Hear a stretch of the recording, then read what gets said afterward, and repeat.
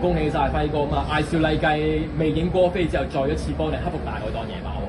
係啊，好穩定嘅騎師嚟嘅，好騎師嚟嘅，所以啊，即係有啲甚至乎嗰啲馬即係4班上到3班都能夠佢騎得好啊，克服到啊！一出閘嗰下有冇令到你啲眼前一亮咧？有啊，我一出閘嗰陣，我嗌咗出嚟，一個馬位喺前面，我覺得佢最大嗰個取勝嗰個要訣就都喺出閘嗰度，佢已經係即係幫助好大。隻馬喺3班都證明咗，即係佢可以立足得到呢一場。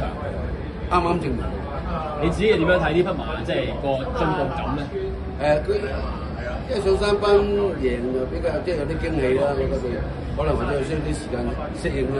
咁照佢今日贏得都各方面嘅出閘啊、沿途走勢咁都好進步。我覺得佢3班將來3班仲要加咗分咧，都有一定嘅實力嘅。再一次多謝晒輝哥，恭喜晒，thank you，唔該晒。